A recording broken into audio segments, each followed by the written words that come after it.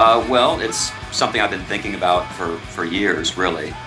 Um, and as I've kind of mentioned before, it's something I was hoping somebody else would do.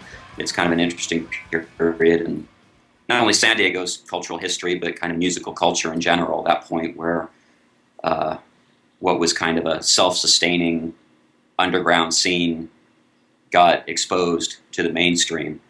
Um, and so really I've been thinking about it, and I waited for somebody else to do it, and I got tired of waiting, and I finally did it. Simple, really simple as that.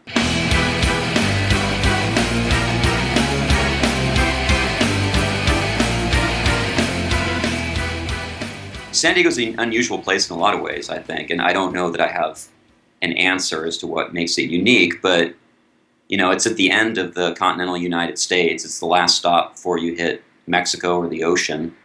In the 20s and 30s, people came out here kind of seeking nirvana, getting away from the Depression and getting away from the cold, gray winters of the East Coast. And so it has this sort of escapist mentality to it, and once you're out here escaping what you came from, you can't escape any farther. You go into the ocean or you go down into a whole other country. And you combine that kind of geographical aspect of it, along with the fact that it's 2 hours from Mexico or from LA, hour and a half, 2 hours from LA, and it kind of creates an unusual cultural climate. I think it's a place that's kind of isolated in a lot of ways, but it's also close to the major entertainment center of the world, really, Los Angeles.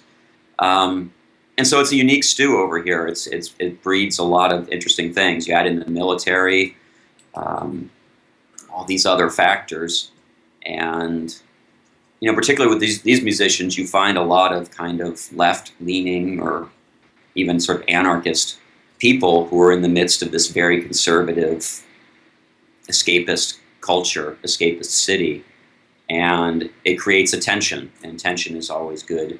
Always makes for good art, I think, both in the music and in the telling of it in the documentary. Hopefully, that's kind of what the documentary is about in some ways, is that tension between the people who are here and their musical aspirations, their cultural aspirations, and the cultural climate in which they were actually living.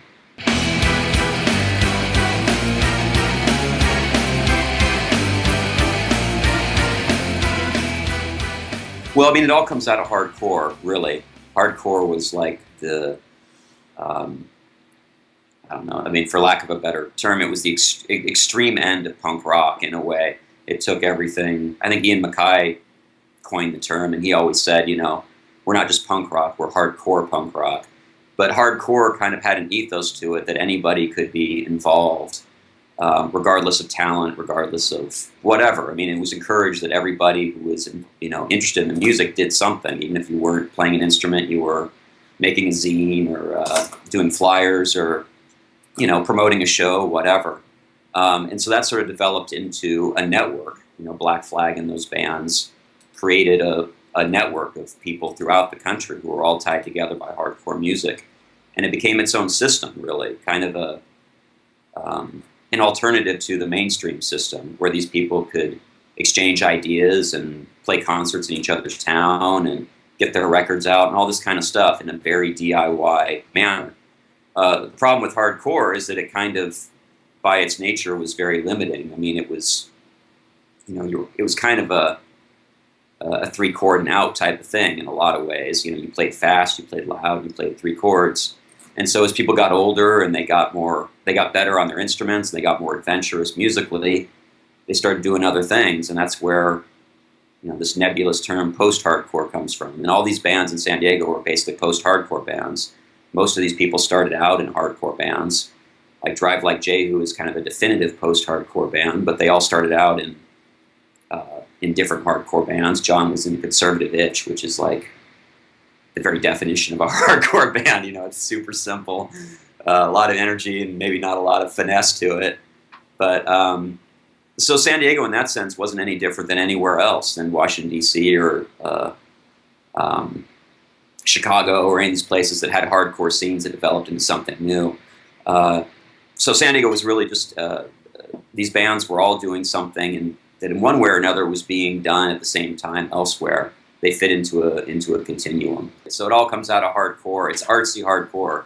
You take hardcore and you add art and experimentation and just general creativity and weirdness, and you come up with these bands. That's where all these bands come from. For me, that's when it gets really interesting. I like hardcore, but it's really interesting when people take a form and kind of explode it.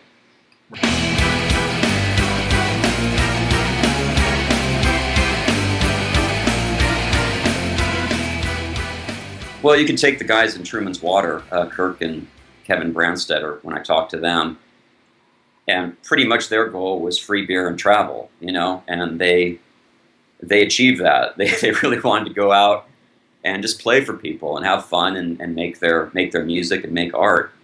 And, for instance, that's a band that was courted by Geffen Records. They were taken to backstage at a Nirvana show and kind of, Thurston Moore was there kind of showing them the kingdom and all this could be yours. And those guys just don't give a shit about that at all. They just completely turn their back on the idea of having a, quote unquote, real music career. They just wanted to play. They didn't want any of that business type stuff to get into it. And, they're kind of different. They're one extreme end of the spectrum, and then there are other people at the other end. There's a band like Rust, which was explicitly formed to get a record deal, really.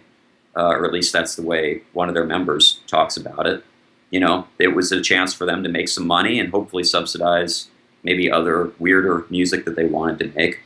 The vast majority, I think, are somewhere in the middle there, maybe more towards the Truman's Water end of things. I mean, most people I talked to really were more interested in just making music and hopefully going out and meeting people and ideally I think they'd like to pay their bills, but I think very few had any real dreams of,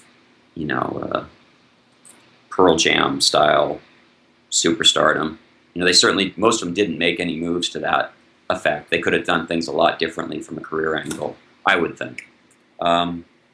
In some cases, they were, that pot of gold was definitely within reach. Rocket from the Crypt did very well. They still do very well. But there was a point where, they could have been really huge. And, that's maybe a point of debate as to whether they could have done things probably a lot different if they really, really cared about being huge. I think they were willing to kind of flirt with that a little bit, but in the end, they really didn't, they always kind of did things their way. And a lot of things that they did, such as putting out, a gazillion singles on independent records, on independent labels, while being signed to a major, things like doing a free tour, all these kind of things really didn't necessarily make sense as far as breaking a band into the mainstream. But they totally make sense if you look at the environment out of which they came. That's really the point.